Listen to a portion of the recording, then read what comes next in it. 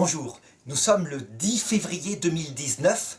Dans le site de l'Institut Docteur Angélique, nous sommes dans une série de vidéos que nous faisons ensemble, entre catholiques et protestants, des vidéos œcuméniques. Ça veut dire où véritablement nous nous disons les vérités et puis en même temps dans un climat de charité.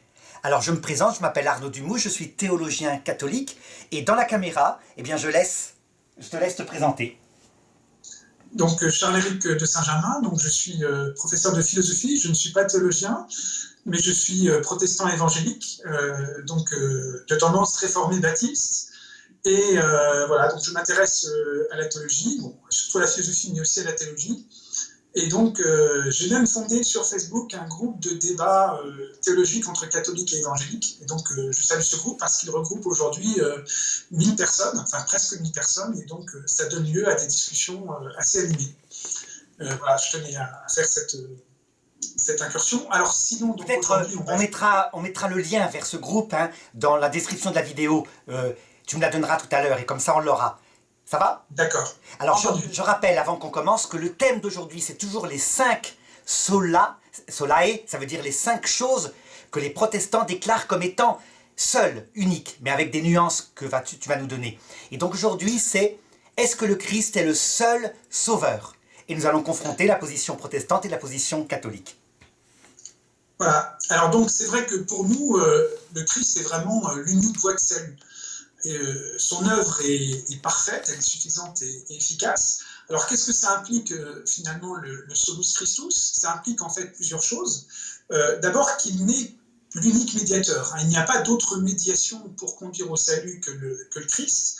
Je cite un passage bien connu de l'épître à Timothée, c'est la première épître à Timothée, chapitre 2, verset 5, où Paul dit « Il y a un seul Dieu et aussi un seul médiateur entre Dieu et les hommes, Jésus-Christ homme ». C'est-à-dire, c'est parce que le Christ est à la fois homme et Dieu qu'il peut, pour cette raison même, être le seul et l'unique médiateur. Alors, le Christ est aussi l'unique sauveur, j'insiste beaucoup sur ce point, parce que pour être sauvé, on ne peut que passer par le Christ, il n'y a pas d'autre moyen d'être sauvé que de passer par le Christ. Là, je dirais le passage, je pourrais lire le passage de Actes 4.12, qui dit clairement « En outre, il n'y a de salut en aucun autre, car il n'y a pas d'autre nom sous le ciel qui ait été donné parmi les hommes, par lequel nous devons être sauvés. » Donc ce nom, c'est bien celui de Jésus-Christ. Alors le Christ est aussi présenté comme étant la porte, l'unique chemin qui mène droit au Père, et aussi un point qui me paraît important, parce que c'est un point que les catholiques ont tendance, sinon à négliger, du moins à outrepasser ce point, c'est qu'il nous est présenté dans l'Épître aux Hébreux, notamment au chapitre 7, versets 24-25, comme étant l'unique intercesseur. C'est-à-dire que sur terre, on peut intercéder les uns pour les autres, mais au ciel, il n'y a qu'une seule personne qui puisse intercéder pour nous, c'est le Christ, puisqu'il s'est assis à la droite de Dieu. Alors c'est un petit peu tout ça qui est contenu dans le Solus Christus. Alors il y a d'autres éléments qui sont contenus, je vais les rappeler assez rapidement, à savoir que l'œuvre du Christ qui a été accomplie sur la croix est parfaite, c'est-à-dire qu'elle est suffisante et elle est efficace. Elle suffit pour nous obtenir le salut, et donc il n'y a pas à ajouter quoi que ce soit à cette œuvre, sinon ce serait évidemment renier sa perfection. Le Christ dit bien que sur la croix tout est accompli. Alors bien évidemment, cette idée qu'il n'y a de salut qu'en Jésus-Christ, ça laisse sous-entendre finalement que ceux qui ne croient pas en Jésus-Christ sont perdus. Être sauvé, ça signifie finalement connaître le Christ, et donc ceux qui ne connaissent pas le Christ ne sont pas sauvés. Là-dessus, Jean est très clair dans son chapitre 3 au verset 16, où le Christ dit « Celui qui ne croit pas est déjà jugé parce qu'il n'a pas cru ». Alors ce qui veut dire qu'évidemment, certains n'ont pas eu la possibilité de connaître le Christ, la révélation ne leur est pas parvenue, mais ils ne seront pas sauvés pour autant, c'est-à-dire ils ne seront pas condamnés pour avoir rejeté le Christ, mais ils le sont pour leurs propres péchés. Autrement dit, on ne peut pas être sauvé sans passer par le Christ comme étant l'unique voie que Dieu nous présente pour être sauvé. Alors il y a d'autres éléments qui sont contenus dans le Solus Christus, notamment le fait que le Christ est l'unique grand prêtre Hein, il est la médiation, comme le dit l'Épître aux Hébreux, d'une alliance meilleure, ce qui veut dire que pour nous, les prêtres ne sont pas les médiateurs du salut, par exemple par l'administration des sacrements, parce que le sacerdoce du Christ, hein, c'est ce que dit clairement l'Épître aux Hébreux, c'est un sacerdoce qui est exclusif et qui est intransmissible. Hein, le Christ, finalement, a accompli le sacrifice parfait, et donc son sacrifice peut être commémoré, mais il ne peut pas être réactualisé. Il a été fait une fois pour toutes. Le Christ a offert une fois pour toutes le sacrifice parfait.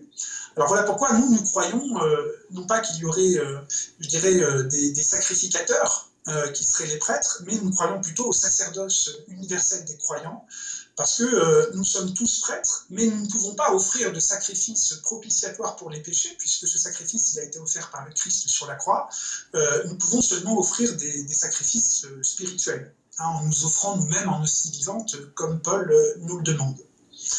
Alors évidemment, cette question du sola Christus pose la question du culte à rendre à Dieu, hein, parce que c'est vrai que dans le catholicisme, il y a le culte des saints, il y a le culte de la Vierge Marie également. Alors c'est vrai que les catholiques font parfois des distinctions un petit peu subtiles entre le culte de latrie, hein, qui serait le culte d'adoration réservé à Dieu seul, et puis il y aurait le culte de Dulie pour les saints, qui serait un culte de vénération, ou d'hyperdulie pour la Vierge Marie. Mais nous voyons un petit peu finalement dans ces distinctions un moyen de contourner la parole de Dieu, puisque le Christ dit clairement à Satan lors de la tentation dans le désert, il dit « Tu adoreras le Seigneur ton Dieu », donc il cite en fait Deutéronome, « et à lui seul tu rendras un culte, ou à lui seul tu le serviras ». Mais ici, il faut entendre le service au sens d'un service cultuel, parce que servir ici, ça veut dire rendre un culte. Il y a des traductions différentes de la Bible à ce sujet-là. Alors ça veut dire évidemment que le culte des saints et le culte marial, pour nous, n'a pas lieu d'être, hein, pour plusieurs raisons. C'est que d'une part, les chrétiens sont tous saints, au sens où ils ont tous reçu le Saint-Esprit, donc il n'y a pas de distinction entre des chrétiens qui seraient plus ou moins saints. Il y a des degrés de sanctification différents. On ne parvient pas tous au même degré de sanctification, mais on ne glorifie pas, je dirais, les saints, on ne les vénère pas, parce que à Dieu seul doit revenir la gloire. Et si Dieu est glorifié dans ses saints, c'est Dieu qui est glorifié, ce ne sont pas les saints eux-mêmes. Il y a aussi donc du coup un refus du culte marial, donc là je pense qu'on aura l'occasion de reparler de cette question-là. Je tiens à dire que pour les protestants, Marie est un modèle de foi, et donc elle est un véritable exemple admirable, hein. On ne conteste absolument pas ce point-là, mais par contre, si on peut rendre de culte qu'à Dieu seul, pour nous le culte marial n'a pas vraiment de raison d'être.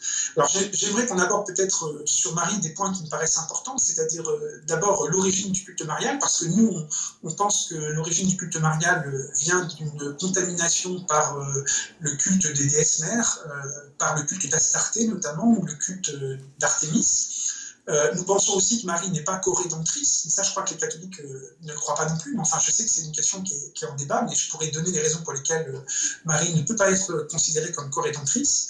Nous ne croyons pas non plus que Marie soit restée vierge, hein, parce qu'il y a des textes très clairs dans la Bible qui montrent que Marie a eu d'autres enfants.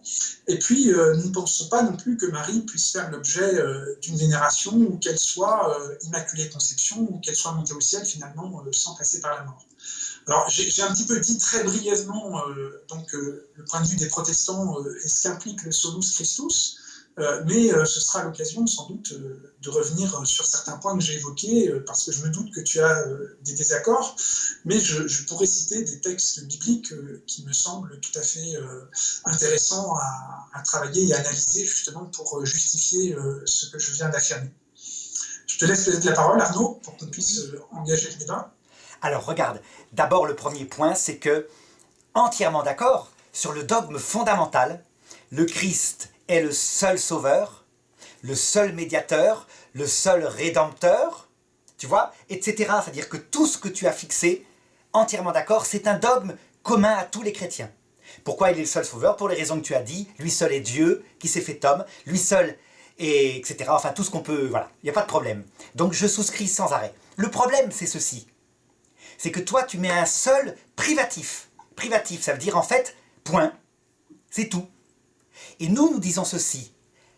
La première chose que fait le seul Rédempteur quand il nous sauve, c'est de nous donner à la croix Marie comme mère. Près de la croix de Jésus.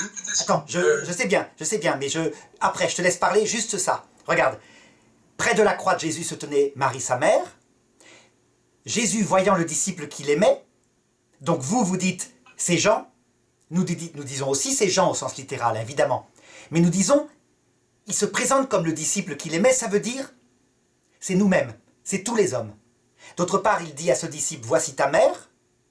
Vous dites, parole de l'homme qui s'occupe de sa vieille maman et lui donne une retraite. Ce qui ne vous empêche pas de dire, à côté de ça, que Jean était un adolescent et qu'il y avait des frères et sœurs et d'autres fils de Marie, et pourtant, il ne confie pas sa mère aux autres. Alors que Marie, femme de Clopas, est là à la croix, et que Marie, femme de Clopas, est désignée dans l'Écriture comme étant la mère de José, de Salomé, donc des frères de Jésus.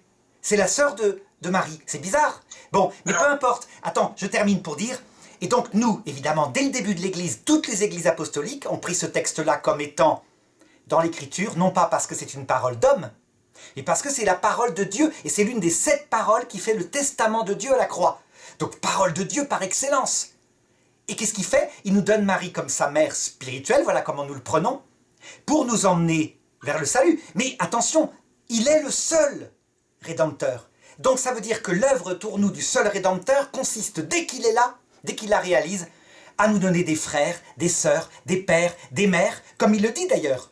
Celui qui quittera tout, son père, sa mère, ses frères, ses sœurs, terrestres, obtiendra dès cette terre le centuple en frères, pères, mères, sœurs. Et nous disons, c'est concret, hein.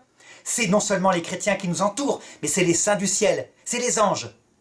Et Jésus ajoute, et des persécutions. Et après l'autre monde, la vie éternelle. C'est ce qui a fondé chez les premiers catholiques, donc les premiers chrétiens, les orthodoxes et les catholiques, c'est-à-dire les églises fondées par les apôtres, ce qu'on appelle la communion des saints.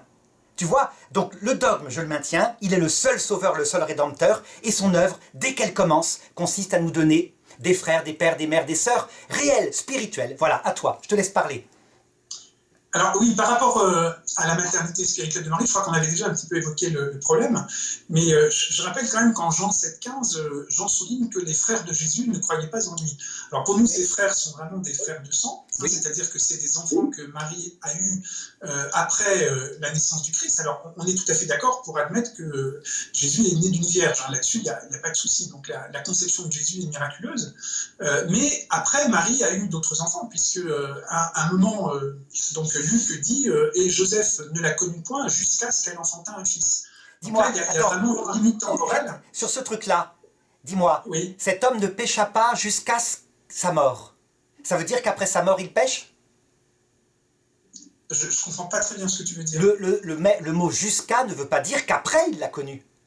Quand une expression dit il n'a pas péché, il n'a pas trahi sa femme jusqu'à la fin de sa vie, ça ne veut pas dire qu'après il a trompé sa femme. Ça veut dire... Ça c'est une interprétation, parce que je pense que s'il avait voulu montrer, si l'auteur avait voulu montrer effectivement que que Joseph n'a jamais connu Marie, il n'aurait pas mis le jusqu'à. Là, le jusqu'à, il montre une limite entre un avant, où effectivement Joseph ne connaît pas Marie au sens biblique du terme connaître, et puis un après, où on peut supposer que Joseph a eu des relations. D'autant plus que Jésus est quand même décrit comme étant le fils premier-né. Or, quand on parle d'un premier-né, on ne parle pas d'un enfant unique. On laisse sous-entendre qu'il y en a eu d'autres qui sont nés après. Le fils premier-né, c'est, tu es bien d'accord, hein, premier-né dans la vision béatifique. Ça veut dire que c'est nous, les autres fils. Par contre, regarde, comment tu expliques que Marie, femme de Clopas, est nommée comme étant la mère des 3 que tu viens de citer dans l'Écriture? Alors, elle est nommée comme étant la mère de 2 d'entre eux, me semble-t-il, si mes souvenirs sont bons, c'est Jacques et Jude, mais simplement, c'était des prénoms extrêmement répandus à l'époque. Ne serait-ce que parce que Jacques, c'est Jacob, hein, donc Jacob est une grande figure d'Israël, et donc il y avait énormément de familles qui avaient ce genre de prénom. Comment t'expliques que Marie, femme de Clopas, est présentée comme la sœur de Marie, la mère de Jésus? Oui, mais les frères de Jésus et les sœurs de Jésus se promènent avec Marie. Enfin, dans l'Évangile, on voit bien que... donc si c'était des cousins, je pense que les évangélistes auraient utilisé je dirais, le terme grec pour dire cousin, comme le terme qui est utilisé pour la relation entre Élisabeth et Marie, il y a bien le terme de cousin qui est utilisé. Alors pourquoi, effectivement, si c'était des fils, enfin, si les frères et sœurs de Jésus étaient des cousins, pourquoi est-ce que le terme de cousin n'a pas été utilisé, sachant qu'il existe dans la langue grecque? Ben, tout simplement parce que les textes originaux et la culture est sémitique. Et chez les sémites, le frère, c'est non seulement le frère, le cousin, mais c'est aussi parfois le frère en religion. Mais enfin bon, c'est pas tellement le sujet.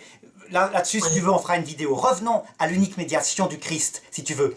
Donc l'unique médiation du Christ, je t'ai dit, pour moi, le premier acte que fait donc le Christ, le seul rédempteur, le seul médiateur, le seul sauveur, c'est de nommer quelqu'un avec lui, une église qui collabore. Voilà, et ça, sur ce point-là, tu n'es pas d'accord. Alors, l'Église, je ne dis pas qu'elle n'a pas d'importance, hein, je pense qu'effectivement, elle est très importante, mais déjà, il me semble que c'est Jésus qui en est le berger, donc il la dirige par son Esprit Saint, hein, il se présente comme étant lui-même le bon berger dans l'évangile de Jean.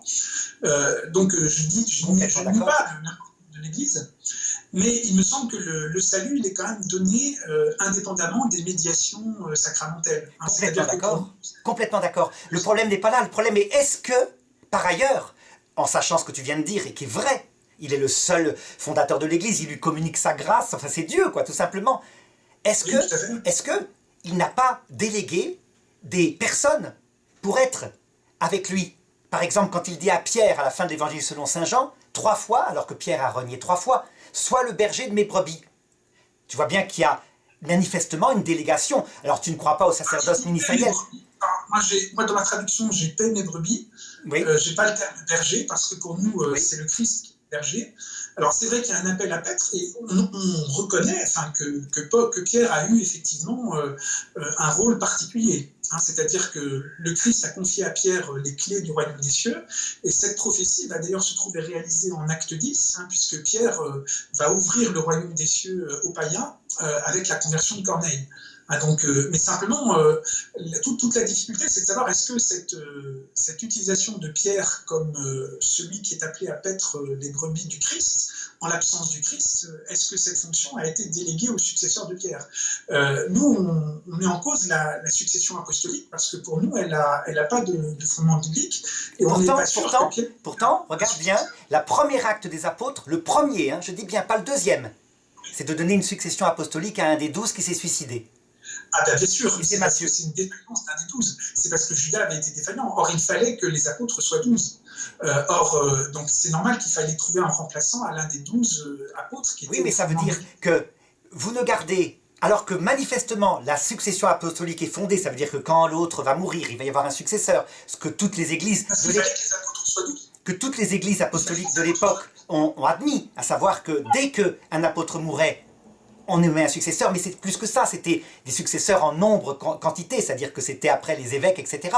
Toutes les églises apostoliques l'ont admis, et vous, parce que ce n'est pas marqué textuellement dans l'écriture précisément là, toute la tradition qu'ont fait les premiers chrétiens qui ont produit l'écriture, vous dites donc la succession apostolique n'existe pas. C'est curieux, hein? Ben, disons qu'on a du mal à en voir le fondement biblique, et on a l'impression que c'est un peu une reconstruction rétrospective pour justifier justement le fonctionnement de l'Église catholique. Mais non, puisque les orthodoxes, les syro-malabars fondés par Thomas, les Éthiopiens, les Coptes, toutes les églises qui sont...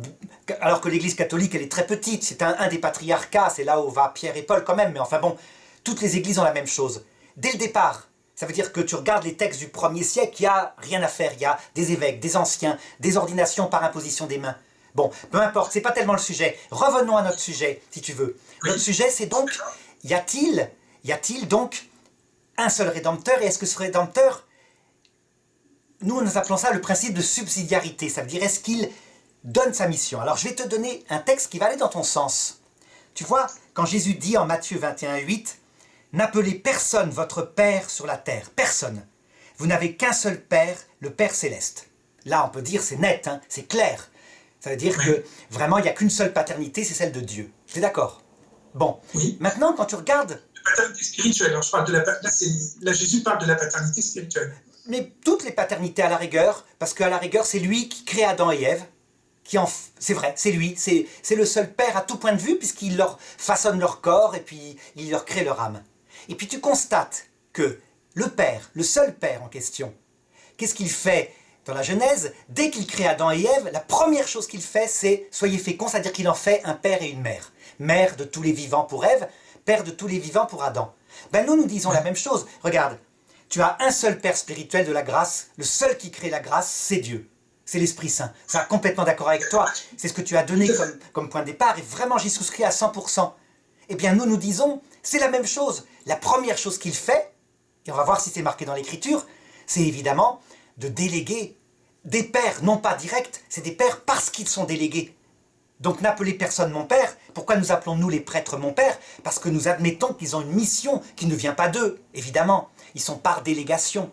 Par délégation, le seul père étant Jésus-Christ. Il faut bien en être conscient. Alors tu me diras, mais est-ce que c'est dans l'Écriture? Ben regarde, je vais te montrer un texte qui nous sert à nous. Regarde, c'est en Jean chapitre 14 verset 12. Bon, t'es d'accord? Toutes les grâces, tous les miracles viennent de Dieu, il n'y a que Dieu qui peut faire ça. Oui. Et pourtant Jésus dit, en vérité, je vous le dis, celui qui croit en moi fera, lui aussi, les œuvres que je fais, et même, il en fera de plus grandes, parce que je vais vers le Père. Et il précise bien, pour bien comprendre, que si quelqu'un, par exemple, comme un saint, on dit que les saints guérissent. Non, les saints n'ont pas le pouvoir de guérir, c'est des petites personnes humaines, les anges non plus, c'est des anges. Mais il le dit, ça vient bien de lui. Et si vous me demandez quoi que ce soit en mon nom, je le ferai, afin que le Père soit glorifié dans le Fils. Je vais t'expliquer comment nous on interprète ça. T'as vu, il y a un rapport direct à la Trinité là-dedans. Toujours il dit 2 fois, les œuvres que je fais parce que je vais vers le Père. C'est très simple. Dans la Trinité, chaque personne met l'autre en avant. C'est le mystère de la Trinité qui est comme ça. Quand tu vois le Fils éternel, Jésus, qui dit « Le Père est plus grand que moi », je t'assure, tu me dirais ça, je dirais « Mais c'est une hérésie ». Ils sont absolument identiques puisque le Fils n'est que la contemplation éternelle que le Père a de lui-même. Donc il se connaît parfaitement, ils sont identiques. Et pourtant, Jésus dit « Le Père est plus grand que moi ». Pour nous, c'est le mystère, ça veut dire que chaque personne de la Trinité dit de l'autre « Je ne suis que par toi ». Ce qui est vrai, le Verbe n'existe que parce que le Père se contemple. Mais le Père n'existe pas. Un Père n'existe que parce qu'il a un Fils. Donc le Père dit à... Ben oui. Donc le Père dit à son Fils « Je ne suis que par toi ». Ce qui est vrai. Résultat... Je ne vois pas en quoi ça invalide... Ben tu vas voir. Résultat, parce qu'ils font comme ça dans la Trinité, immédiatement, dans son comportement par rapport à nous, ça consiste à dire « Vous vous abaissez devant moi et je vais vous élever, non pas au même niveau que moi, mais au-dessus de moi, au point que vous ferez des œuvres plus grandes. Et je ferai de vous des médiateurs, des co-rédempteurs, des co-sauveurs. Je sais bien, là je suis dans la théologie, hein. Tu comprends. Mais je veux dire par là, tu comprends la logique de notre théologie à nous catholiques. Vous ferez des œuvres... Moi j'interprète ce passage, oui je comprends, mais moi j'interprète ce passage comme le fait que certains disciples du Christ pourront aussi faire des miracles, comme le Christ en a fait.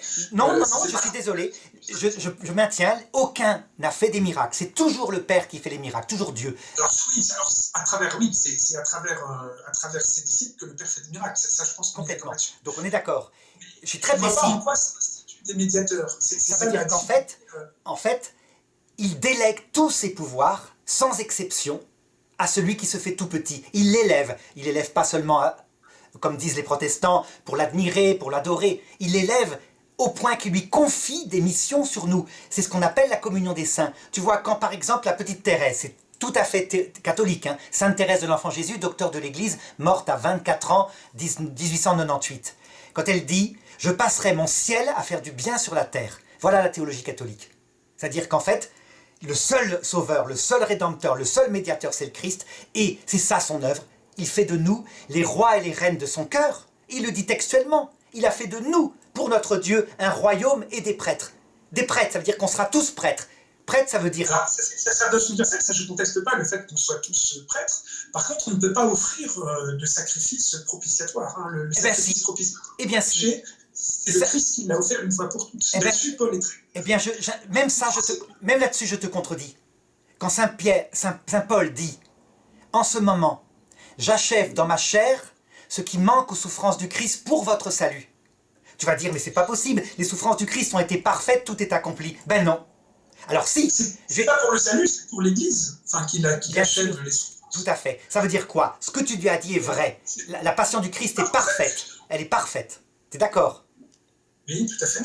Tout est accompli sur la croix, c'est ce que dit Jésus. Eh bien, et en même temps, c'est vrai ce que dit saint Paul. C'est ça qui est merveilleux pour nous, catholiques. Tu vois, je vais te parler de la corédemption que tu as critiquée. Ben, je vais te dire, c'est très simple. Pour nous, à la croix, c'est une alliance qui se noue. Et une alliance, ça se fait toujours à deux. Ça veut dire que ça ressemble à un mariage, dit saint Paul. Résultat, il y a une personne qui accomplit, c'est le mari, et le mari, c'est le Christ. Et le Christ dit à l'humanité, je vous donne ma grâce, je vous donne le pardon, je vous donne l'alliance, je vous donne tout par mon sang. T'es d'accord que du côté du Christ, tout est accompli? Oui, tout à fait. C'est ce que dit le Christ sur la croix. Hein. Absolument. Tout est accompli. Et maintenant, tu as remarqué que pour qu'il y ait un mariage, ça suffit pas. Il faut qu'il y ait une deuxième personne, c'est l'épouse. Elle n'a pas un rôle second. Hein. Si elle dit pas oui, il se passe rien. Il n'y a pas de mariage, il n'y a pas d'alliance. Eh bien, c'est simple. Pour nous catholiques, la personne qui comprend tout, parce qu'il faut quand même des conditions pour un mariage, il faut être lucide, il faut savoir ce qu'on fait. Il ne faut pas se tromper sur le cœur de son époux, sinon le mariage n'est pas valide, c'est le droit canon qui le dit. Hein. Eh bien, il y a une personne qui devait tout savoir, comprendre ce qui se passait, être consciente que c'était Dieu qui mourait sur la croix, et cette personne, ben, c'est la Vierge Marie, qui est l'équivalent à l'époque de l'Église tout entière. Et qu'est-ce qu'elle fait à la croix? Ben, elle dit oui au Christ en notre nom, parce qu'on n'était pas là, parce qu'on ne comprenait rien, parce que Saint Jean ne comprenait rien, il était par amitié, d'accord? Et donc, ben, c'est très simple, elle est co-rédemptrice. Non pas parce qu'elle sauve l'humanité, non pas parce qu'elle sauve l'humanité, mais parce que l'alliance, elle la prononce en notre nom, comme l'avait fait Ève à l'inverse, et du coup, ben, c'est un rôle très important, et pourtant c'est qu'une petite bonne femme. Alors, je voudrais juste ajouter une précision par rapport à ce point, parce que déjà, je ne vois pas où la Vierge Marie a dit oui à la croix. En fait, elle a eu son cœur transpercé, hein, on peut dire, à la croix. Par contre, effectivement, il y a le consentement de Marie aux paroles de l'ange Gabriel, mais ce consentement n'est absolument pas un consentement de collaboration, parce que si on relit l'épître à Luc, on se rend compte que Gabriel, à aucun moment, nous propose à la Vierge Marie, si elle accepte ou non d'être la mère du Sauveur. Il ne fait qu'annoncer ce qui va se réaliser. Et Marie, donc, croit aux paroles de l'ange. C'est ce qui est admirable chez elle, c'est sa foi. Par contre, c'est absolument pas un oui de collaboration, comme si finalement le plan de Dieu ne pouvait se réaliser que grâce à son oui.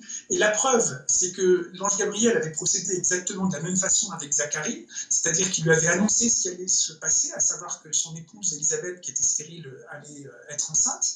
Sauf que Zacharie, lui, n'a pas cru aux paroles de l'ange, et il en a été d'ailleurs puni puisqu'il est devenu aveugle. Donc en fait, Dieu n'avait pas besoin du oui de Marie pour réaliser son plan.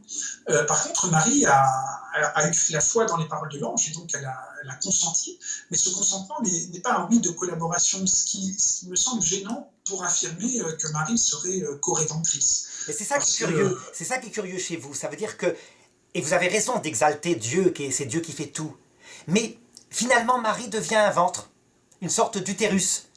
C'est-à-dire que... Non, parce que je pense que la grâce de Dieu... Attends, je termine. Il y a Dieu qui carrément devient bébé, qui est élevé par une bonne femme, qui est là, qui lui enseigne tout étant petit. D'accord? Donc c'est un rôle maternel. Il y a Saint Joseph, le père adoptif, etc. Et non, c'est qu'un utérus. Ben, je vais te dire, nous, catholiques, évidemment, pourquoi est-ce qu'on dit qu'il y a une véritable collaboration? D'abord parce que elle vient de se fiancer avec Joseph. Or, elle dit à l'ange, comment cela se fera-t-il? Ça veut dire, comment cela se fera-t-il? Je ne connais pas d'homme. Il y a un problème. Elle connaît un homme, elle n'a qu'à coucher avec lui. De fait, ça veut dire que, on en a déduit ça, dès le début de l'Église, c'est qu'en fait, Marie est une religieuse. Elle est consacrée à Dieu. Elle n'est pas mariée réellement à Joseph, elle a fait un mariage pour être religieuse parce que c'était interdit. D'accord? Mais je ne connais pas d'homme, ça veut quand même dire qu'elle n'a pas encore eu de relation sexuelle. Mais elle a qu'à faire une relation sexuelle. Il y a eu des tas d'annonciations pour la mère de Samuel, etc. dans l'Écriture. Il y en a eu plein pour Samson, etc. Ils couchaient avec leur mari. C'est pas compliqué. Bon, mais tu vois, tout ça c'est interprétation, je l'admets. J'admets. La seule différence, c'est que notre interprétation, elle est celle des églises fondées par les apôtres, dès le début. Par exemple, ce que je t'ai dit sur Adam et Ève, qui était reproduit avec le nouvel Adam et la nouvelle Ève. C'est dès le début de l'Église. C'est pas le 8e siècle, hein, c'est pas après les musulmans. C'est saint Augustin qui dit, regardez, quand Adam tombe dans un sommeil mystérieux et Dieu tire de la côte d'Adam Ève, la mère de tous les vivants, il se passe exactement spirituellement la même chose à la croix. Le nouvel Adam tombe dans un sommeil mystérieux, la mort, son côté est percé, et qui est-ce qui naît? L'Église, à travers la Vierge Marie qui y croit. Et un peu plus tard, l'Église va se multiplier avec la Pentecôte, etc. La nouvelle Ève, c'est Marie. Il y a un parallèle total qu'il dit. Donc c'est pas ancien, c'est pas récent, tu vois. Donc, c'est quand même quelque chose qui est fondé sur une tradition plus que sur l'écriture elle-même. Tout à fait, tout simplement parce que pour nous catholiques, l'écriture, c'est l'un des 3 canaux. L'écriture, elle a été produite par un premier canal qui s'appelle la tradition. Quand Jésus dit « Je vous enverrai le Paraclet qui vous rappellera tout ce que je vous ai dit ». Ça va durer 20 ans où il n'y a pas d'écriture. Puis à un moment donné, il y a Matthieu, donc sans doute Matthias, le successeur de Judas, qui met en place les premiers évangiles avec Marc, etc. Mais l'écriture, elle arrive après. Et donc, l'écriture, c'est un bouquin qui est mort en lui-même. La preuve, on n'arrête pas de discuter à deux pour savoir quel est le vrai sens. Donc elle ne peut pas être séparée de la tradition. D'ailleurs, saint Paul le dit, gardez toutes les traditions. Parce qu'il y a une tradition apostolique, et je suis d'accord que l'écriture a été portée par une tradition apostolique qui est préexistante, ça je ne conteste pas du tout ce point-là. Par contre, il a fallu mettre cette tradition apostolique par écrit, justement, pour pouvoir éviter les hérésies, les déviations ultérieures. Et moi je pense que la mise par écrit de la première tradition orale, qui était une tradition portée par les apôtres, et ce qu'on appelle la tradition apostolique finalement, si elle a été mise par écrit, c'est justement pour éviter que cette tradition, en se transmettant, qu'il y ait des perditions ou qu'il y ait des ajouts. Et regarde, donc, là encore, c'est un problème. C'est un problème. C'est comme si l'Esprit Saint n'était plus capable de rappeler, après la mort des apôtres, ce que le Christ a dit. Alors que nous, catholiques, la tradition, elle se continue. Regarde l'histoire de l'Immaculée Conception. C'est typique. C'est pas dans l'Écriture. C'est dans la tradition dès le début de l'Église avec les histoires sur l'Assomption de Marie que les orthodoxes racontent, etc. Bon. Et puis, les théologiens, sans arrêt, on y est. À commencer par saint Augustin, saint Thomas d'Aquin, on dit c'est pas possible, si elle était Immaculée Conception, comme Ève, elle serait pas sauvée par le Christ. D'accord? Et ça fait rien, le peuple de Dieu s'obstinait en Orient, en Occident, à dire non, elle est Immaculée Conception, elle est montée au ciel. Jusqu'à ce qu'arrive un petit théologien, il le fallait pour l'Église, il s'appelle Duns Scott, c'est un franciscain, qui a dit c'est pas compliqué. Elle a été rendue Immaculée Conception par le salut du Christ opéré 50 ans plus tard, parce que Dieu, il a appliqué sa grâce pour qu'elle soit présente à la croix. Il y a 2 façons d'être sauvé, qu'il a dit. Soit on tombe dans un trou et Dieu nous en sort, c'est ce qui est le cas pour nous, soit Dieu bouche le trou avant et on ne tombe pas dedans, c'est ce qui s'est passé pour la Vierge Marie. Bon, ben pourquoi pas? Tout ce que je te dis, c'est que nous, catholiques, on croit que la tradition apostolique, elle continue. Le Paraclet est dans l'Église, il rappelle sans arrêt des choses présentes dans l'Écriture, mais attention, là où tu as raison, c'est que cette tradition, elle est ambiguë, elle n'est pas infaillible, il y a toutes sortes de bêtises qui ont été dites par les pères d'Église. C'est pour ça qu'on a un 3e canal qui s'appelle le rôle du charisme de Pierre. Le charisme qu'avait Caïphe. Ça ne justifie pas qu'on rende un culte à Marie, malgré tout, parce que le Christ rappelle bien à Satan, à Dieu seul tu rendras un culte. Et donc, tout ce qui est culte des saints, culte marial, pour nous, c'est une dérogation en fait à cette parole qui est pourtant assez claire par elle-même. Alors, reprenons ça. Tu as vu notre logique. Donc, le seul rédempteur, c'est le Christ. La première chose qu'il fait, c'est le principe de subsidiarité, c'est de confier toutes ces missions qui sont possibles d'être confiées à ses saints, à ses anges. Il ne garde pour lui que ce qui est nécessaire qu'il fasse lui-même, comme créer les âmes des bébés quand ils sont conçus. Et puis, c'est lui qui crée la grâce et qui fait les miracles, mais à la demande des saints. C'est pour ça qu'on a considéré que Marie est la reine du cœur de Dieu. La reine du ciel, c'est pas une idole, c'est que elle règne sur... La reine du ciel, dans la Bible, c'est Astarté. Ouais, tout à fait. Et bien, c'est un autre sens. C'est là. Passage. Je sais bien. Il y a ce passage qu'on trouve dans Jérémie 44. Je sais pas, je pense que tu dois connaître dis-le. Passage. Donc je vais le lire. Alors tous les hommes savaient que leurs femmes avaient fait de la fumée sacrificielle pour d'autres dieux, toutes les femmes qui se tenaient là en une grande assemblée, et tout le peuple qui habitait au pays d'Égypte, à Patros, répondirent à Jérémie en disant « Pour ce qui est de la parole que tu nous as dite au nom de Dieu, nous ne t'écoutons pas, mais nous exécuterons bel et bien en toute parole qui est sortie de notre bouche, afin de faire de la fumée sacrificielle pour la reine des cieux, et de lui verser des libations comme nous avons fait, nous et nos ancêtres, nos rois et nos princes, dans les villes de Juda et dans les rues de Jérusalem, quand nous étions rassasiés du pain et que nous vivions dans les anses. Nous ne voyions aucun malheur, mais à partir du moment où nous avons cessé de faire de la fumée sacrificielle pour la reine des cieux et de lui verser des libations, nous avons manqué de tout et nous avons disparu par l'épée et la famine. D'ailleurs, lorsque nous faisions de la fumée sacrificielle pour la reine des cieux et que nous étions disposés à lui verser des libations, est-ce sans l'accord de nos maris que nous lui faisions des gâteaux sacrificiels afin de faire une image d'elle et pour lui verser des libations. Donc là, c'est Astarté, hein, c'est-à-dire c'est la... Mais le problème, je vais te sortir un texte, tu vas voir, qui va te complètement te montrer les choses. Tu te rappelles quand le peuple hébreu, quand Moïse est sur le mont Horeb et que le peuple hébreu se fait un veau d'or. Un veau d'or, c'est une idole monstrueuse. Et Aaron s'y est mêlé en plus. Hein. Alors Moïse le détruit, il le fait boire l'eau, etc. C'est abominable. Bon, ça veut dire c'est net, c'est clair. On ne peut pas représenter Dieu comme un veau. C'est une idole païenne. D'accord. Et puis qu'est-ce que fait Jésus quand il donne un rêve à Saint Jean pour se présenter sous forme d'image, puisque maintenant les images sont possibles, puisque Dieu s'est fait homme et a donné une image de lui qui n'est pas faite de main d'homme. Ben, il se présente... Attends, je termine. Oui. Il se présente comme un veau. Mais pas seulement comme un veau, comme un aigle, qui était le symbole des grands peuples conquérants, comme un visage d'homme, donc une idole, comme aussi un lion. Donc il reprend les symboles du paganisme, mais il fait toute chose nouvelle. Ça n'a plus le même sens. Tu peux représenter Jésus maintenant comme un veau d'or, comme un taureau si tu veux, parce que ça signifie qu'il s'est offert en sacrifice. C'est pas le veau d'or d'Aaron, ça n'a rien à voir. Ben regarde, c'est pareil. La reine des cieux, à l'époque, c'est une déesse païenne, qui a un pouvoir, c'est une superstition, c'est une statue. Et là, tout d'un coup, avec la Vierge Marie, il l'établit reine du cœur de Dieu. Ça veut dire que parce qu'elle s'est fait toute petite, elle demande, c'est ce que je t'ai lu comme texte, elle demande, et tout de suite elle règne sur le cœur de Dieu. Tout ce que vous demanderez en mon nom, je le ferai. Elle n'a même pas demandé à un moment donné, il le fait à l'avance, il lui fait entièrement confiance.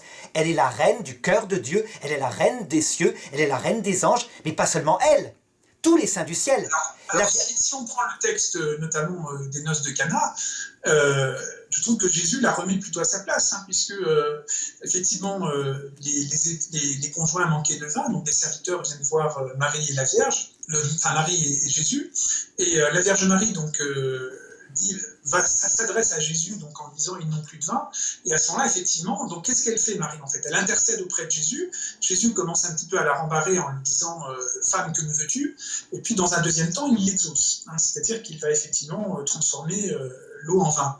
Mais ce qui est intéressant dans ce passage, c'est que souvent l'Église catholique a utilisé ce passage pour laisser entendre que Marie pouvait intercéder auprès de Jésus.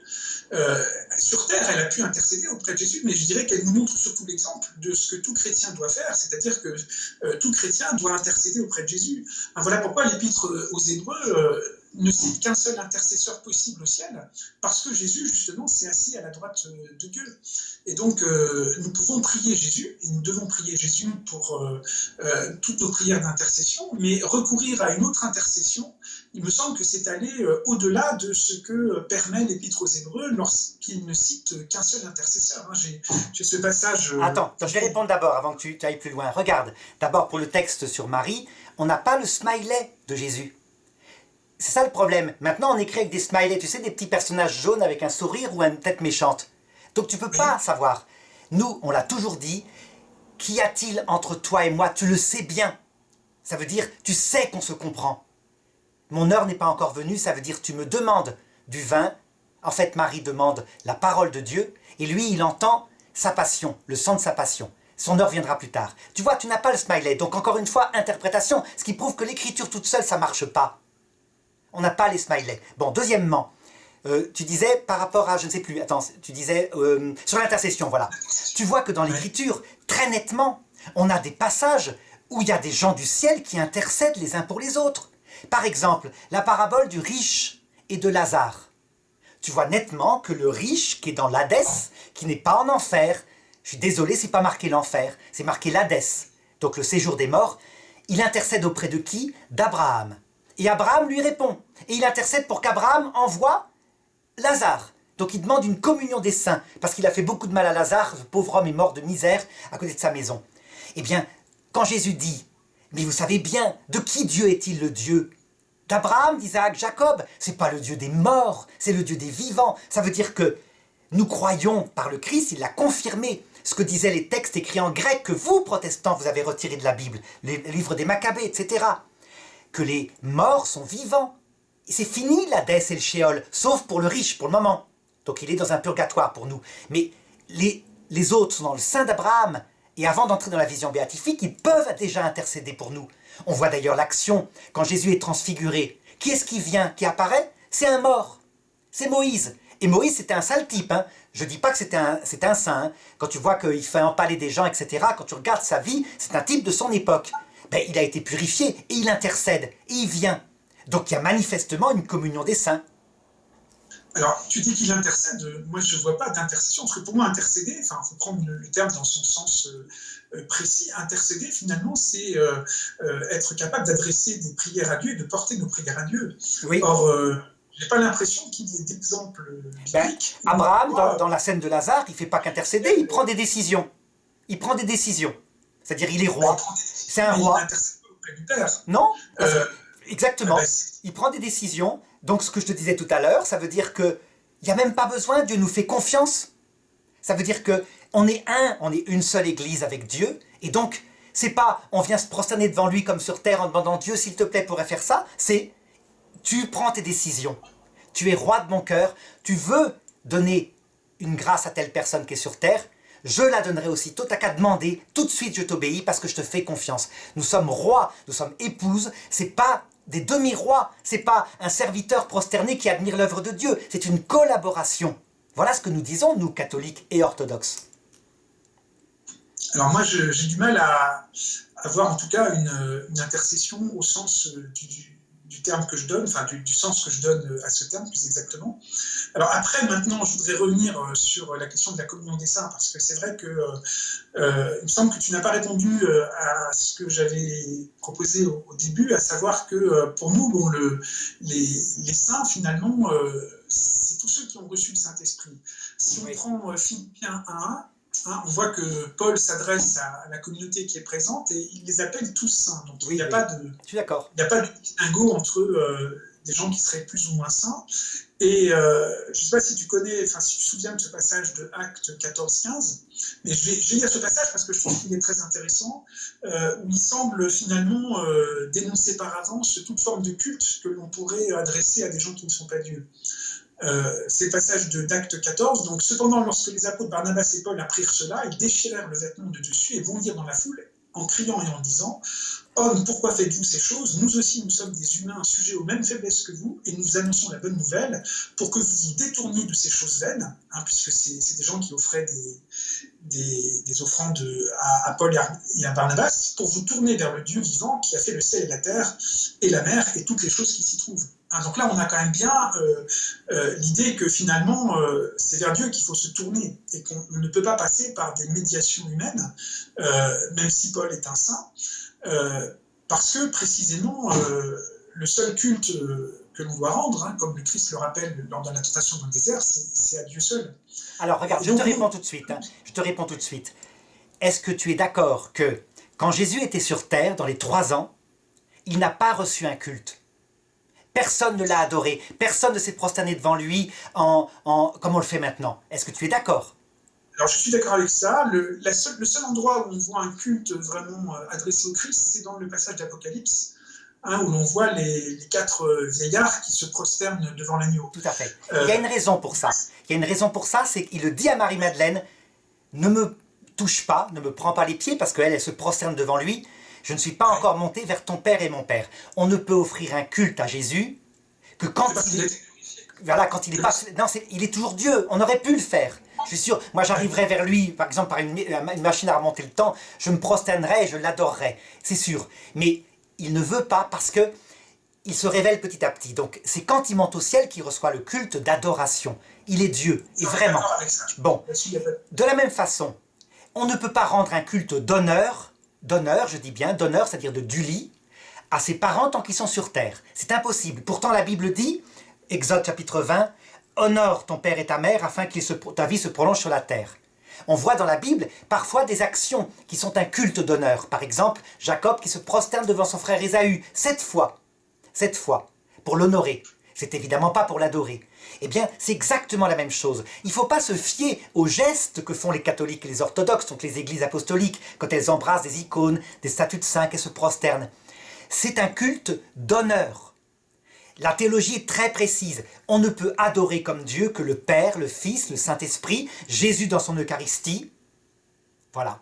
Point. Oui, Encore une fois, enfin, la parole du Christ à Satan, quand il dit à Dieu seul tu rendras un culte, il ne fait pas de distinction entre un culte d'honneur, un culte d'adoration, un culte du lit, du Père du lit et de la tri, mais il dit voilà, à Dieu seul tu rendras un culte. Donc, Oui, mais il n'y a pas que ce passage-là. Comme toujours, tu dois éclairer un passage comme ça par d'autres passages qui sont dans l'Écriture.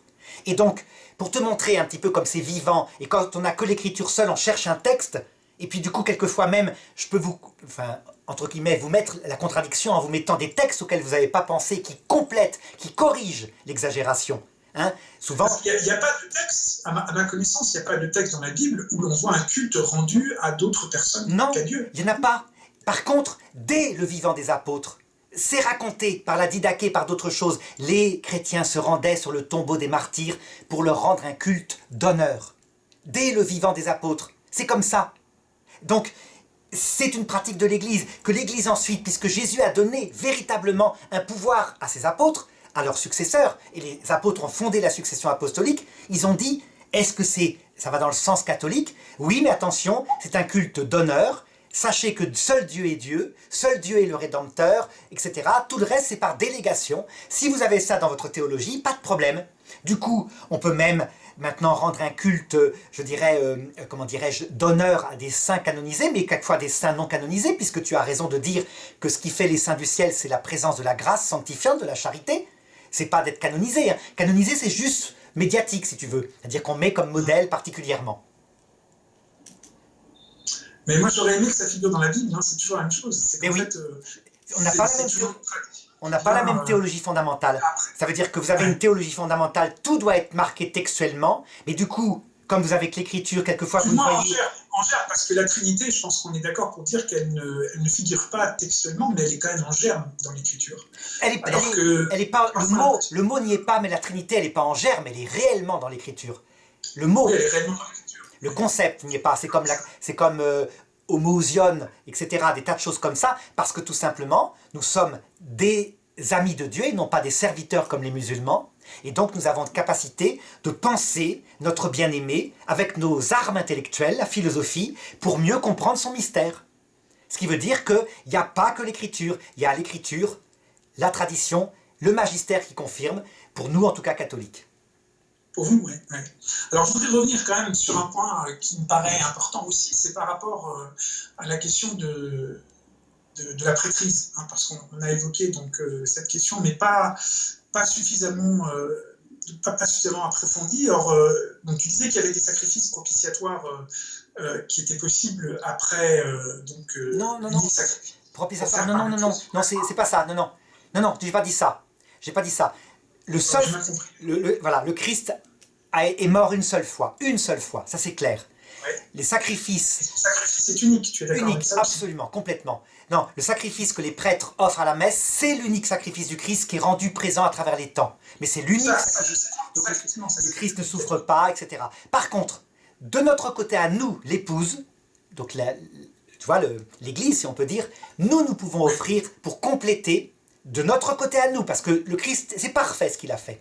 Mais de notre côté à nous, nous pouvons offrir nos souffrances et même devenir des victimes par communion des saints pour prendre les souffrances des autres. C'est ce qu'a fait saint Paul. Alors ça, je ne le conteste pas. Par contre, ce qui me dérange plus, c'est lorsque vous faites de la messe, finalement, donc la réactualisation, si j'ai bien compris, du sacrifice du Christ, alors même que donc c'est pour cette raison-là que vous avez besoin de prêtres, hein, parce que vous avez besoin de sacrificateurs. Non. Le prêtre est surtout là un médiateur. Ça veut dire qu'il y a deux sens du mot prêtre. Sacrificateur, effectivement, qui sacrifie des animaux. Nous ne sacrifions pas de nouveau le Christ, hein. C'est clair. Mais vous offrez quand même un sacrifice, qui est un sacrifice non sanglant. Nous offrons l'unique sacrifice, celui de la croix, mais il est rendu concret, présent, à travers tous les temps et tous les lieux. C'est bien ce que je t'ai dit, il n'y a qu'un seul sacrifice. Il n'y a pas un nouveau, le Christ qui est tué tous les dimanches sur l'autel, c'est pas ça. Par contre, il y a une médiation, ça veut dire que le prêtre fait par son geste descendre la présence réelle de Dieu sur terre, la donne au peuple et prend la prière du peuple et la tourne vers Dieu. C'est évidemment, ce n'est pas le sommet de la vie chrétienne, puisque nous sommes d'abord tous prêtres par le sacerdoce royal dont je te parlais tout à l'heure. Nous sommes rois du cœur de Dieu. Ça, c'est le sacerdoce dont parle Pierre dans sa première épître. Tout à fait. Luther celui le sacerdoce des croyants. Mais nous, ce que l'on considère, c'est qu'en fait, la prêtrise au sens lévitique du terme, c'est-à-dire le fait qu'il y ait un sacerdoce réservé à des prêtres pour offrir des sacrifices, pour nous, c'est quelque chose qui a été aboli par le Nouveau Testament, parce que le Christ est l'unique grand prêtre.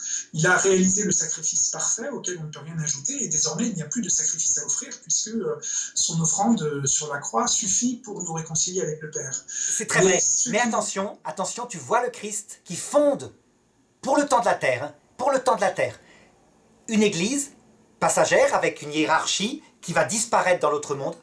Donc c'est passager, c'est le temps de son absence, qui fonde un culte, à savoir il rompt le pain, il donne à ses disciples le pouvoir de le faire, faites ceci en mémoire de moi. Saint Paul d'ailleurs refuse cette fonction en disant... En mémoire de moi, c'est un mémorial, c'est-à-dire que c'est une commémoration tout à fait. Le sacrifice unique du Christ. Donc là-dessus, on a la même foi. Le seul truc, c'est que nous admettons que le temps de la vie terrestre, parce que nous ne sommes pas encore dans la vision béatifique, il crée un culte provisoire, avec des rituels, une hiérarchie, mais évidemment qui ne sont pas le sacerdoce lévitique. Hein. Ça, c'était un sacerdoce d'animaux.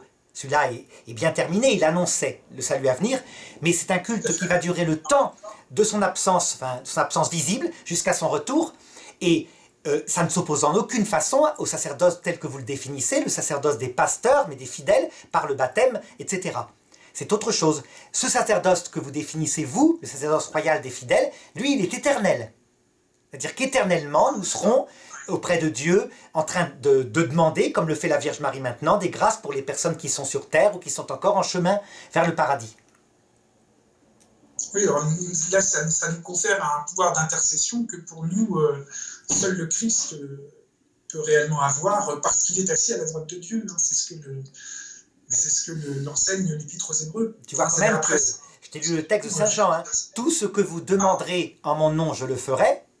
Donc tu as raison, il le fait, c'est normal, il est le seul médiateur, il est Dieu, il est l'origine des grâces, mais il y a bien une intercession. Alors, on ne peut pas adresser nos prières à quelqu'un d'autre que lui, puisque lui-même dit que tout ce que l'on demandera en son nom, il le fera, et il demande de le faire en son nom, sans passer par une autre intercession que la sienne. C'est dans le texte, tout ce que vous demanderez en mon nom. Ça veut dire donc, si tu as ta maman qui est morte et qui est dans le paradis, et que toi, tu as fait une grosse bêtise, t'oses pas, ben tu passes par ta maman, et ta maman va aller voir le Christ. Tu me dis, ça sert à rien, tu as raison. Bien sûr qu'il faut passer directement par le Christ, mais ça s'appelle une famille. Tout simplement, c'est adapté à ce que nous sommes, nous. Et donc, quand, par exemple, quelqu'un comme, je sais pas moi, quelqu'un qui déteste le Christ, parce qu'il estime que je sais pas quoi, eh bien, qu'est-ce que va faire le Christ pour essayer de l'attirer vers le salut à l'heure de la mort?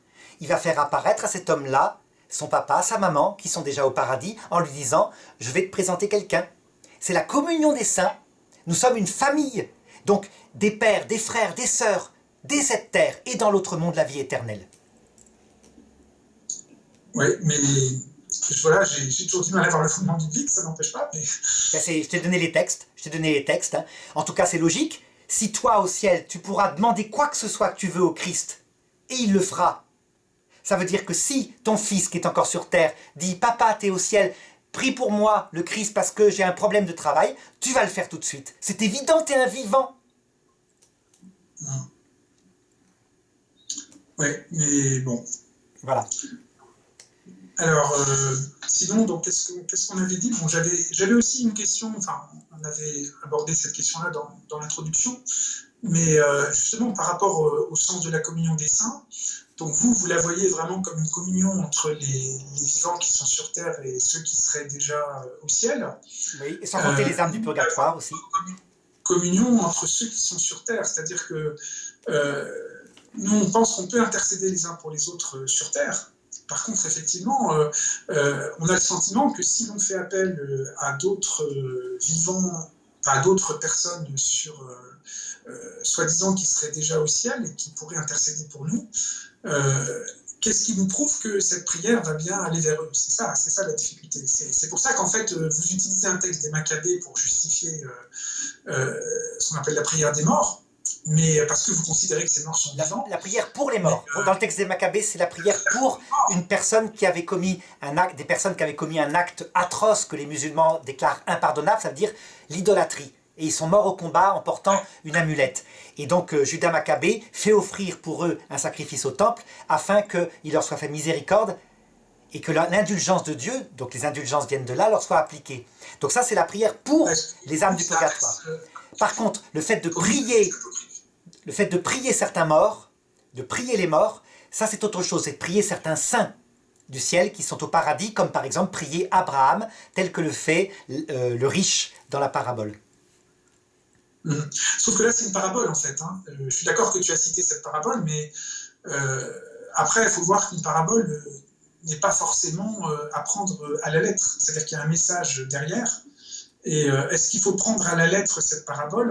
Je crois parce que c'est une parabole spéciale, même si l'eau, évidemment, est un symbole de la grâce, donc là, c'est une métaphore. Mais la différence des paraboles où Jésus prend des images comme le royaume de cieux et comme un champ, là, manifestement, il décrit des personnes. Et peut-être Lazare lui-même, Lazare c'est peut-être quelqu'un qu'il connaissait, c'est nominatif, il décrit ce qui se passe de l'autre côté, je pense. C'est plus que ça, c'est manifeste. Donc évidemment, certains évangéliques disent, en fait, Abraham n'est pas vivant, c'est une métaphore pour parler d'eux, parce que certains évangéliques prennent les textes de l'Ancien Testament, le premier Ancien Testament, où Moïse ne croit pas en la vie après la mort, en tout cas n'en parle pas. Mais ça a été démenti par le deuxième Ancien Testament, quand le peuple juif a compris qu'en fait, tout ça était symbolique de la vie éternelle, et Jésus a confirmé. Donc nous pensons qu'Abraham est vraiment vivant, que Moïse est vraiment apparu à Jésus, etc. La transfiguration va dans ce sens, je suis d'accord, hein, au sens où lors de la transfiguration, effectivement, le Christ met en présence Moïse, donc qui apparaît aussi à ce moment-là. Donc ce qui laisse sous-entendre qu'effectivement, il y a des vivants qui sont au ciel. Ça, je ne conteste pas cette idée-là. Je pense qu'effectivement, ça fait partie de notre foi que de croire que certaines âmes sont déjà au ciel auprès de Dieu. Ne serait-ce que parce que le Christ l'a aussi dit au bon marron.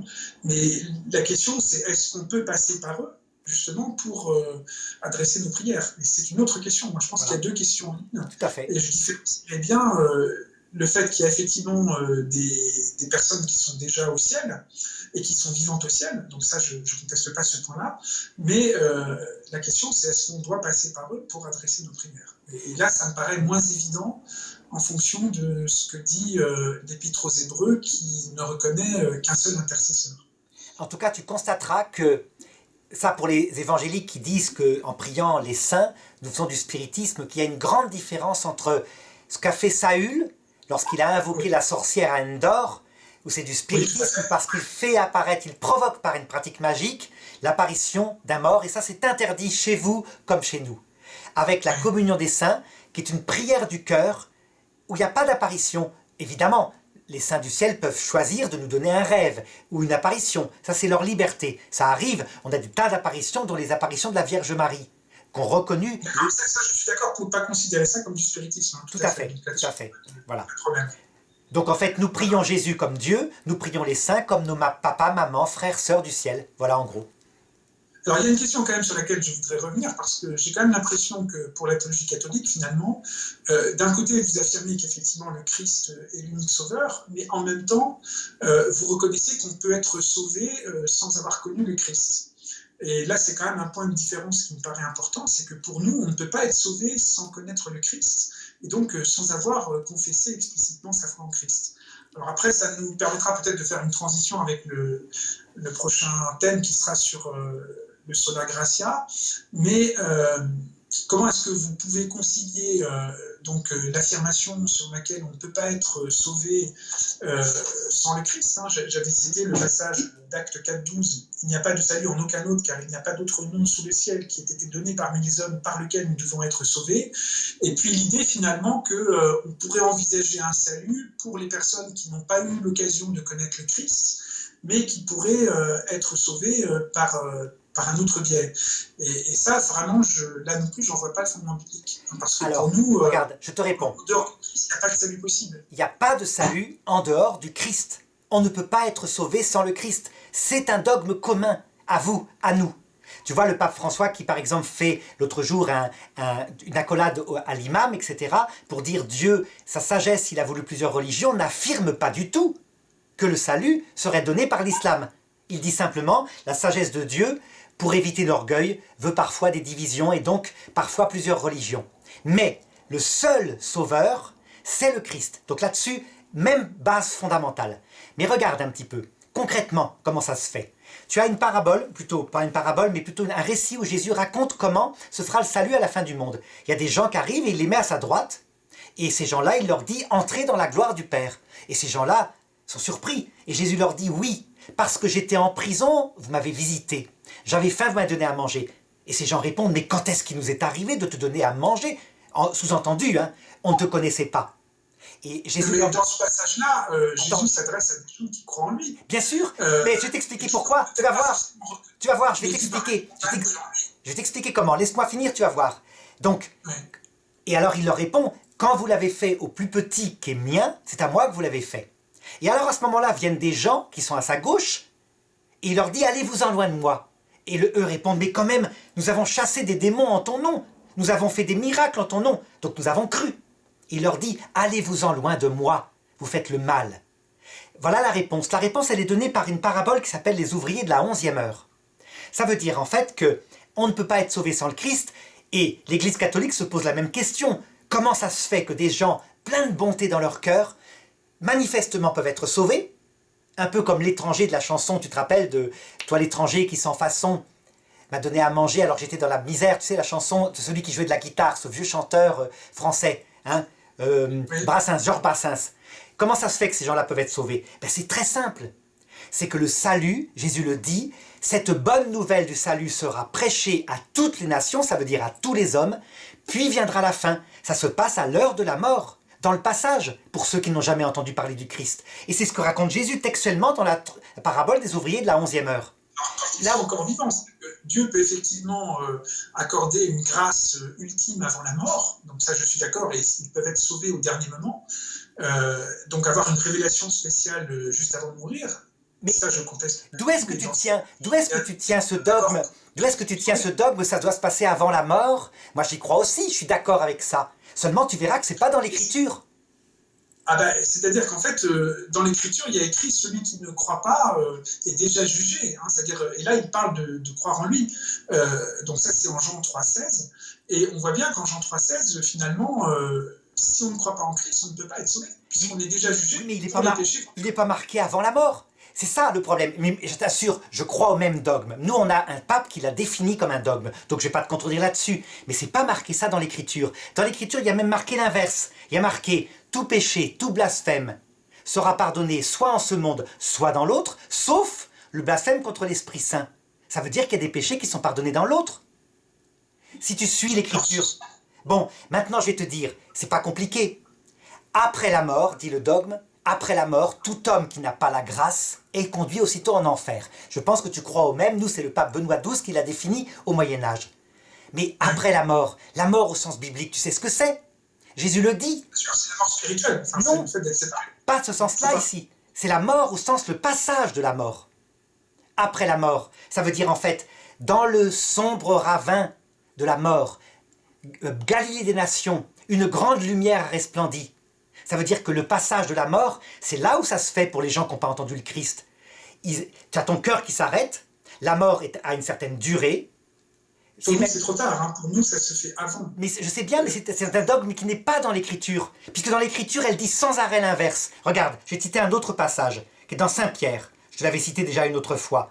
Il dit ceci, « C'est le Christ lui-même qui est descendu, là où étaient les morts, ceux qui avaient désobéi à l'époque de Noé. Et il leur a prêché l'Évangile, afin qu'ils soient sauvés par le Christ. » C'est quand même fort. Non, pas afin qu'il soit sauvé par le Christ, parce que il vient proclamer le salut. Ça, je suis d'accord que la descente aux enfers, elle est interprétée comme le fait que le Christ est allé proclamer le salut, mais parce qu'en fait, mais ça ne veut pas dire qu'il leur a donné la chance à ce moment-là pouvoir être sauvé en croyant en lui, parce que ça, c'est quelque chose qui se fait avant de mourir. Donc là, c'est déjà une interprétation. Où est-ce que tu trouves un texte dans la Bible où il est marqué que ça se passe avant de mourir? Je te défie de le trouver ça. Parce qu'en fait, c'est dans la logique même de la Bible, au sens où il faut croire en Jésus-Christ pour être sauvé, et qu'on ne peut pas être sauvé sans... Bien sûr qu'il faut croire en Jésus-Christ, mais où est-ce qu'il est on marqué n'est qu'il plus faut dans l'ordre de la croire? foi, on est dans l'ordre du savoir. Et donc on ne peut plus, à ce moment-là, effectivement, faire cet acte de foi en Christ qui nous permettrait d'être sauvés. Mais pourquoi dis-tu ça? On n'est plus dans l'ordre de la foi le jour où on a la vision béatifique. La seule chose qui fait disparaître la foi, c'est la claire vision. Quand tu vois le Christ glorifié, par exemple, quand Jean, Pierre et Jacques l'ont vu glorifié, ils étaient dans la foi, toujours, dans le fait qu'il était Dieu. Donc si le Christ apparaît à l'heure de la mort avec son corps glorieux, on est toujours dans la foi. Il n'a été dit nulle part que après le dernier battement du cœur, c'est trop tard. Pourtant, je t'ai dit, saint Thomas d'Aquin dit la même chose, et c'est pas dans l'Écriture. Dans l'Écriture, il y a l'inverse qui est marqué sans arrêt, mais moi, je te dis, dans mon dogme catholique, le dogme dit après la mort, c'est trop tard. Donc c'est pas dans l'Écriture, c'est dans un dogme de Benoît XII. Et je l'interprète de la façon suivante, après la mort, ça veut dire après le passage dans ce désert entre l'Égypte et la terre promise, où la lumière de Dieu paraît sous forme d'une colonne de feu la nuit et une colonne de fumée la journée. C'est raconté métaphoriquement dans le départ du peuple hébreu d'Égypte. Tu vois? Et alors ça change tout devient clair. Si toi, comme protestant, tu dis on ne peut pas être sauvé sans la foi au Christ, ben le Christ, il la donne à tout homme. Il n'y a pas de raison que des hommes soient... Non, il ne la donne pas à tout homme, justement. Parce que nous, on croit à la prédestination. Ce sera une question qu'on abordera sans doute dans la Gracia. Mais il est clair que tout le monde ne sera pas sauvé et tout le monde... Mais ça, on est d'accord. Puisque nous, on a un péché qui consiste à... Le premier péché contre l'Esprit Saint qui consiste à dire qu'on peut refuser librement de croire malgré l'évidence. Malgré l'évidence. C'est-à-dire que si tu ne crois pas alors que c'est pas évident, c'est certainement pas un péché contre l'Esprit Saint. C'est pas de ta faute. D'abord parce que la foi est un don de Dieu. D'accord? Donc, tu vois, on a la cohérence. Ça veut dire que les gens qui arrivent après la mort, donc après cette apparition du Christ, et qui continuent de ne pas croire, qui disent non, tu n'es pas Dieu, ou alors ton évangile, j'en veux pas, c'est libre. C'est un péché contre l'Esprit Saint. Ils ont vu l'évidence et ils la refusent. Ben à ce moment-là, oui, c'est l'enfer éternel puisqu'ils se repentent jamais. Tu vois la cohérence. Le seul blasphème contre l'Esprit Saint existe en enfer.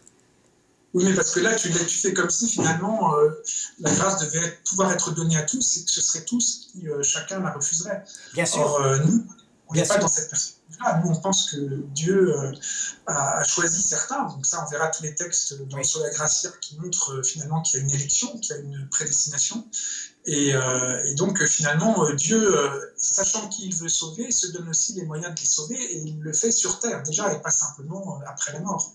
Non, mais de toute façon, c'est pas après la mort. Nous, pareil, je dis, c'est dans le passage de la mort. C'est pour ça qu'on prie la Vierge Marie en disant « Priez pour nous, pauvres pécheurs, maintenant et à l'heure de notre mort. » L'heure de notre mort. Passage de la mort qui peut durer 40 ans, puisque le peuple hébreu dans le désert est resté 40 ans, qui peut durer des siècles, comme pour les gens qui sont morts à l'époque de Noé. D'accord. Voilà. Bien. On va peut-être refermer pour aujourd'hui. Tout à fait. Et c'était vraiment, encore une fois, passionnant. Je suis vraiment content parce que c'est d'une qualité, je trouve, ce qu'on dit tous les deux, même si c'est... Peut-être que je te coupe la parole un peu trop. Ça, c'est vrai, beaucoup se plaignent de moi à cause de ça. Je suis désolé. Non, mais c'est bien, ça permet d'avoir des discussions. Je pense que c'est important. Ouais, c'est vrai qu'il faudrait qu'on puisse aller au bout de notre démonstration, parce que parfois, on ne peut pas aller au bout. Oui, c'est vrai, c'est de ma faute. En tout cas, merci. Tu as arrêté Non, je continue. Donc, on va dire au revoir à nos auditeurs. Et merci beaucoup pour cet échange sur la... Voilà.